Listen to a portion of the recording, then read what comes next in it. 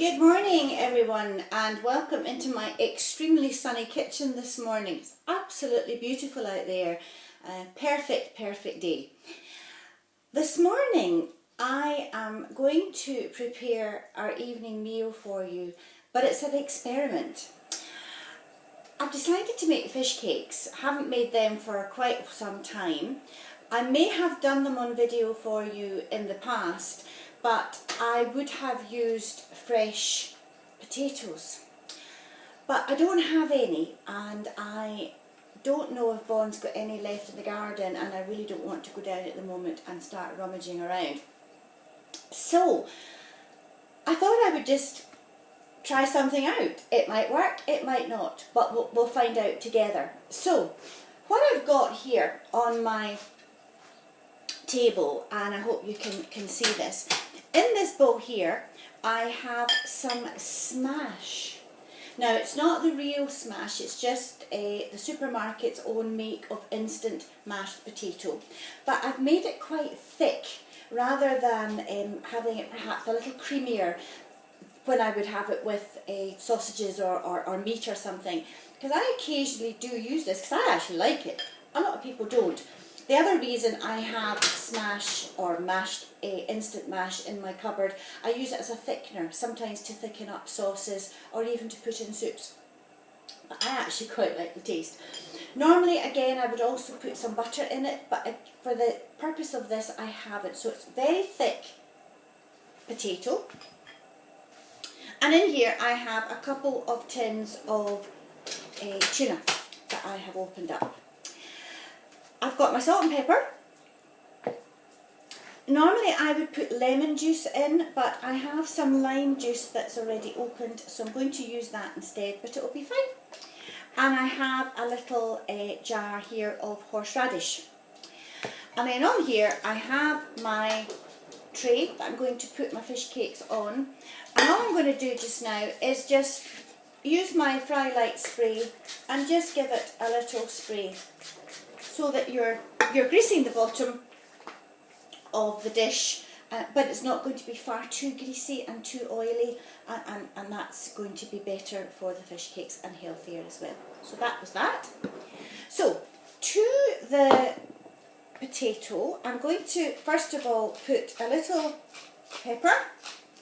As ever guys, it's all down to taste, so if you're not that keen on too much seasoning, then don't put it in at all, or put more in if you like. You could also at this stage put some herbs if you wanted, some mixed herbs, some parsley, you could put some smoked paprika, you could put some chili flakes through it to give it a little kick.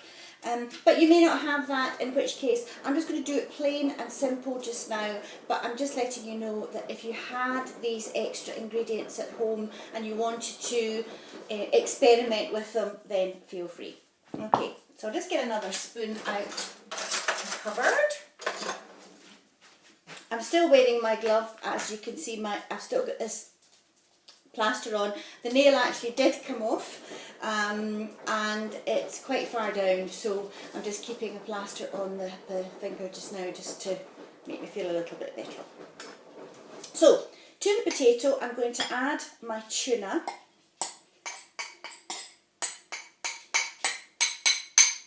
Like that. Then I'm going to put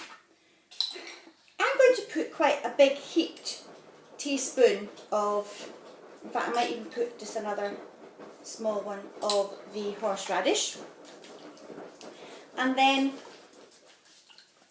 a good shake, but not too much. This is something you could taste before you actually put them in the oven, because obviously the potatoes are already cooked and the tuna is cooked as well, so it's something you could taste if you really wanted to for seasoning. And then the idea is just to basically mix it all together. Now if you found at this stage that it was just a bit too soft and you think that maybe it's not going to form properly, then you could make up some more of your instant mash. And all it is you just put the desired amount in a bowl and top up with a little water, mix it, and then keep adding water to it until all the the granules of mashed potato have combined with the water, and you get that thick potato that I showed you at the start. So it really is something you would do by eye rather than measuring, because you're wanting it a lot thicker than you would have if you were having it as an accompaniment to a dish. Okay, so I think that's okay now. So I'll just tear that off. Now ideally, if you had the time, guys, you would allow the potato and the tuna to completely cool. I'll just put this bowl away. I don't have time for that because I really want to show you what I'm going to be doing. The potato is still slightly warm, but I'm not going to be cooking these off just now. I'm going to put them on this tray and then I'll cook them off later. So all you're going to do is grab whatever size you want and just back and forward in your hand and then roll it and just put it on your tray. It really is as simple as that. Now you could, if you wanted to, you could roll these in breadcrumbs as well and have a crispy topping over the top. But if you've got enough potato, you actually don't need to do that.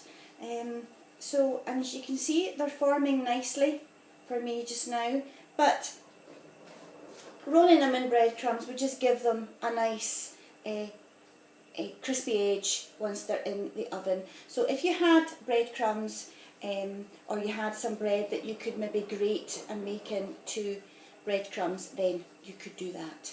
Or you could even use the ruscaline breadcrumbs that you used to get. I don't have any, but you used to get them.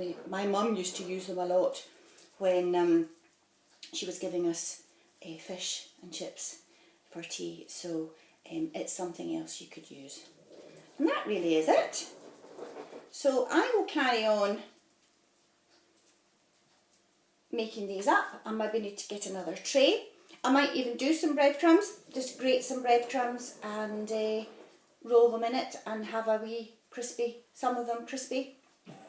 But as I say, you can quite happily just do as I have done here, and then into a relatively hot oven, I would say about 170, 180 degrees, until they are brown. So they shouldn't take that long. I would say about 20 minutes or so, 20 minutes to half an hour, depending on whether you've got a fan oven or not. And there we have it. Simple, easy fish cakes.